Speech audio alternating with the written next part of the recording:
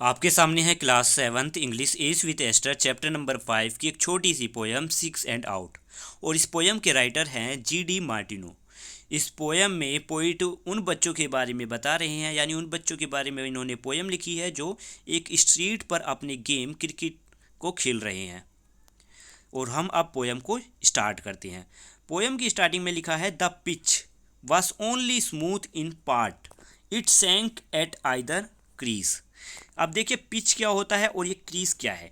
Pitch वो मैदान है जिसमें बैट्समैन और बॉलर एक साथ खेल रहे हैं क्रिकेट को, और क्रीज वो लाइन, वो वाइट लाइन जो क्रिकेटर के सामने होती है, जो बैट्समैन है और जो बॉलर है उसके सामने होती है वो white line.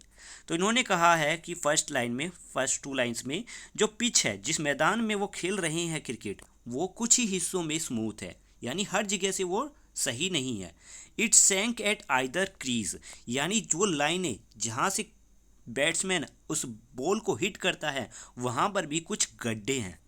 And motor vans and baker's cart, अब मोटर वैन्स यानी गाड़ियाँ और बेकर्स कार्ट यानी जैसे कि कुछ ठेलियाँ वगैरह या फिर कोई भी जो सामान बेचने वाला आता है उनकी गाड़ियाँ आगे आ जाती हैं और वो क्या करती हैं, at time disturb the peace, जो उनके खेल की जो शांति है, जो वो जिस सुख का आनंद वो ले रहे हैं उसको बर्बाद कर देती है। The bowler found it hard to hit, जो बॉलर है जो को बॉल को फेंक रहा है बॉलर, वो क्या कर रहा है, वो से बड़ा ही मुश्किल हो रहा है हिट करना लैंप पोस्ट को, जो कि बहुत ही पतला, जिसका तना बहुत ही पतला है। यानी अब स्ट्रीट पर जब ये हैं तो वहाँ पर इनके पास विकेट ना होकर एक लैंप पोस्ट है, एक लैंप जिस पर लैंप लगा होता है लाइट, और उसके नीचे वाला तना ही उन्होंने एक विकेट की तरह यूज़ करा हुआ है, जिसको हिट करने में बहुत ज़्यादा मुश्किल हो रही है और क्योंकि वो तना बहुत ही पतला है। द ब्रॉडर विकेट अपोजिट, यानी जिस जगह पर वो बड़ी विकेट लगा सकते हैं, वाज क्लियर एट 6 PM, वो बंद हो जाती है 6 बजे, यानी शाम के 6 बजे। अब वो उस मैदान पर नहीं खेलते, शाम के 6 बजे के बाद उस मैदान पर नहीं खेलते जहाँ पर वो बड़ी विकेट लगा सकते हैं, इसलिए अब उन्हें स्ट्रीट पर आकर खेलना पड़ रहा है। इट वॉज कीन determined school unorthodox and free, यानी कीन का मतलब है उत्साहित, और स्कूल यहाँ पर ग्रुप्स के लिए यूज़ हुआ है, ग्रुप ऑफ बॉयज़ या फिर ग्रुप्स ऑफ प्लेयर्स। तो यहाँ पे लिखा हुआ है वो उत्साहित बच्चे, बच्चों का वो झुंड बड़ा ही फ्री, बड़ा ही आज़ाद है और उसे किसी बात की चिंता नहीं है, ठीक है, वो ओपन माइंडेड है। और जितनी सारी इनके सामने परेशानियां आ रही हैं, तो इन परेशानियों को देखते हुए, इन सभी मुश्किलों को देखते हुए उन्होंने अपने ही खुद के रूल्स बनाए हुए हैं, ना कि उन एमसीसी के। एमसीसी क्या है यहाँ पे, मैरीबोन, सॉरी मैं देख लेता हूँ इसका फुल फॉर्म क्या है। हाँ, मैरीबोन क्रिकेट क्लब, जो कि इंग्लैंड में है। ये एक इंग्लैंड की फेमस क्रिकेट क्लब का नाम है मैरीलीबोन क्रिकेट क्लब, जो कि हमारे जब इंडिया में ब्रिटिश राज हुआ करता था तब की ये फेमस क्रिकेट क्लब है। तो इनके बनाए हुए रूल भी अब यहाँ पर काम नहीं कर रहे हैं। अब काम क्यों नहीं करेंगे, आप जानती हैं कि इस जगह पे ना तो इनके पास वो विकेट है जैसे हम क्रिकेट में यूज़ करते हैं, और ना ही वो वैसा मैदान है जहाँ पर वो क्रिकेट खेल सकते हैं। तो ऐसे खुले मैदान में ये इनके बनाए हुए क्रिकेट के रूल्स वहाँ पर काम नहीं कर पा रहे हैं। The scorer seated by the well, जो स्कोरर है, जो स्कोर लिख रहा है या स्कोर देख रहा है बच्चों के, दूसरे प्लेयर्स के जो स्कोर देख रहा है, वो कहाँ पर है, वो एक कुएं के पास बैठा हुआ है।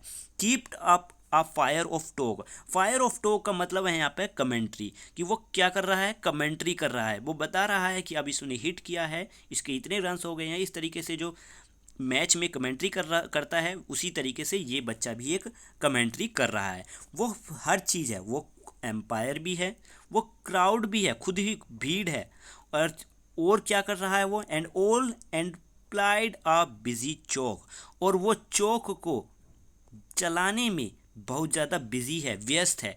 क्या कर रहा है वो, चौक से उनके सभी नंबर्स को लिख रहा है, उनके सभी स्कोर्स को लिख रहा है। Next paragraph, so standing musing on the scene, यानी अब जो पोइट हैं वो खुद को कह रहे हैं कि मैं वहाँ पर खड़ा हुआ इस नज़ारे को का आनंद ले रहा था और मैंने कुछ पल ऐसे ही बीत जाने दिया। यानी उन्होंने ऐसे क्रिकेट को खेलते हुए देखते रहे वो और कुछ पल बीत गया। फिर उसके बाद क्या हुआ, how well he drove it to the screen, कि किस बच्चे ने एक बढ़िया सा शॉट लगाया जो कि डायरेक्ट स्क्रीन तक, यानी एक शीशे तक, एक खिड़की के शीशे तक पहुंचा। And then the crash of glass, कि उससे क्या हुआ कि वो जो बॉल है वो कांच से टकराई, जिससे उसके टुकड़े हो गए।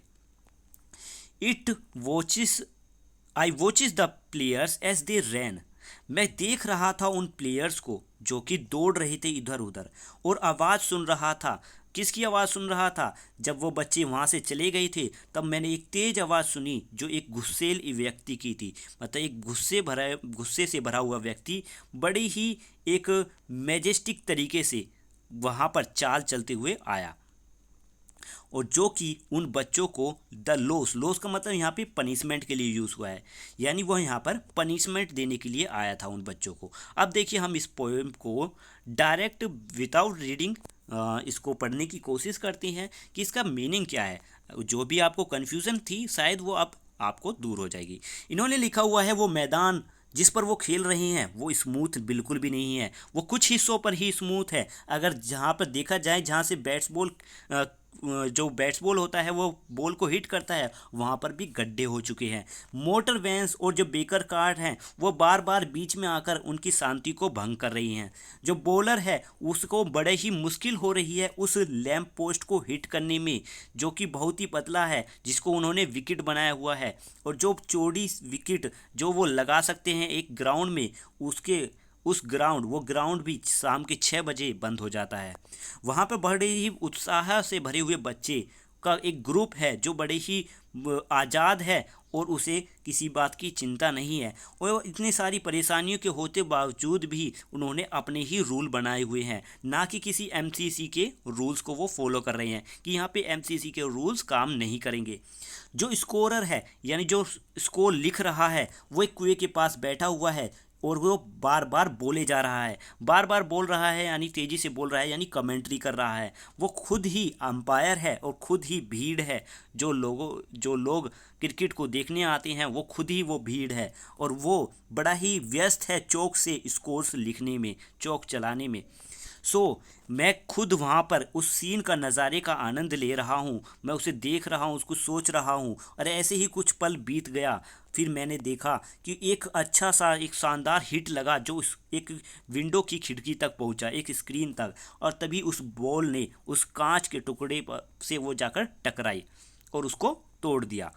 फिर मैंने देखा जितने भी प्लेयर्स, जो भी खिलाड़ी वहाँ पर थे, वो सभी इधर उधर दौड़ने लगे। मैंने आवाज़ सुनी, तब तक बच्चे भाग चुके थे, और मैंने आवाज़ सुनी, वो तेज़ आवाज़ जो एक गुस्सेल व्यक्ति की आ रही थी। वो गुस्सेल व्यक्ति बड़े ही गुस्से में, बड़े ही राजसी तरीके से की चाल में चलता हुआ उन बच्चों को पनिशमेंट देने के लिए बाहर आ रहा था।